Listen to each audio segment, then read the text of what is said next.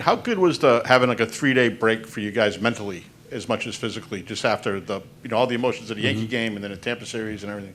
No, it was definitely nice. Starting from Washington, we wanted to make sure that we were going to have home field advantage, and we had the Yankee series, and then Tampa came in right away, and all these games are meaningful and stressful.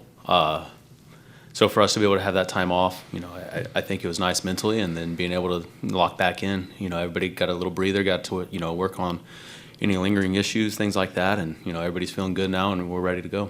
Were you able to yourself get away for a day or anything, or do anything with your family or anything? Or? Yeah, my family got to come up. My kids, they were able to be up there, so just being able to spend some family time with them. I mean, it's easy for me to be able to shut the game down for a little bit and just be able to focus on being a dad again and having fun interacting with the kids and the family.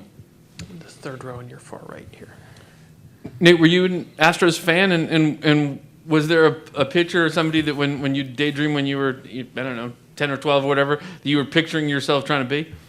Growing up, I had a lot of guys I liked. I didn't have really one in particular. I liked watching Biggio, Bagwell, Berkman when they were here. I liked watching Royal as well. When I was in high school, it was more closer to the time when Pettit and Clemens were here. So I'm just getting to watch those guys do what they do, and even though it was towards the end of their careers, it was just awesome to get to watch them go out there and perform. Yeah, right up front with Dan. Nate, as someone who's had Tommy John surgery twice, when you see Chris talk about how he's been battling fastball command and changeup, things like that, can you sympathize with him on that? And also, how excited are you to see him and see what he does here tonight? Absolutely. You spend so much time not throwing. Sometimes it's tough to get everything back, and especially the way you remember it. It's like there's times like you're throwing and the radar gun says it's coming out 91, 92, and it's like, man, it doesn't feel like it. You know what I mean? Like, it just doesn't feel like it's coming out as good as it should. And, when you get 96, 97 back, it's like, okay. But, even then there's times where it just doesn't, it still feels a little off, and nobody can really pinpoint what it is for you. You got to find it on your own. And, getting to see him come back out here tonight, it's going to be great for him to be able to come out, set the tone, especially for us early in the series. And, I'm excited to watch him go out there and do his thing. Far back right in the middle, Ken. Hey, Nate.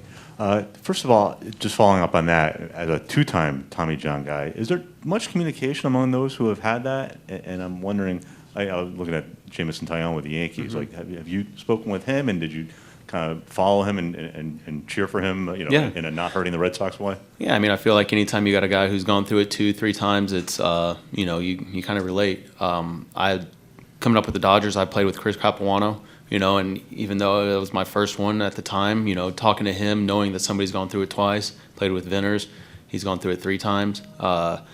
Just getting to pick their brain, see how their rehabs, everything goes. I feel like everybody has a little different, in the rehab process, things like that. And I've, Jameson had reached out to me too when it had first happened, and I don't know. I feel like the same thing I kind of tell everybody is it's like you're going to be like that acquisition towards the end of the All-Star break, and you got to be ready to go. And we have you guys down in the minor leagues, or just rehabbing, and then when it's time for you to come back, you're going to be that big pickup that we have, and that's kind of how it was for us with Sale this year.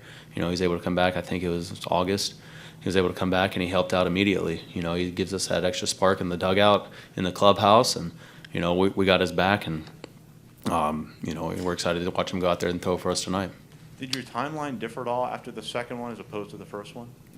My first one was a little faster. I was in high school, so I didn't really have a team invested in me or anything like that. And my second one was I was with the Yankees, and going through the off season, and the Rays picked up on that progress. And I feel like I could have been ready towards the end of the season that year, but there was just no point because we were already knocked out of the playoffs, things like that. So they had told me just wait till the next year, and I had a setback in spring training when I had my loose body, so it's hard to pinpoint really when I could have been ready to go. But I think the progress, I think it was 9-year difference too, in between. So I've just being with different organizations, watching the way that they go about the rehab process. I feel like it's changed a lot since my first one, and even since my second one. Every organization has a different way of going about rehabbing it, and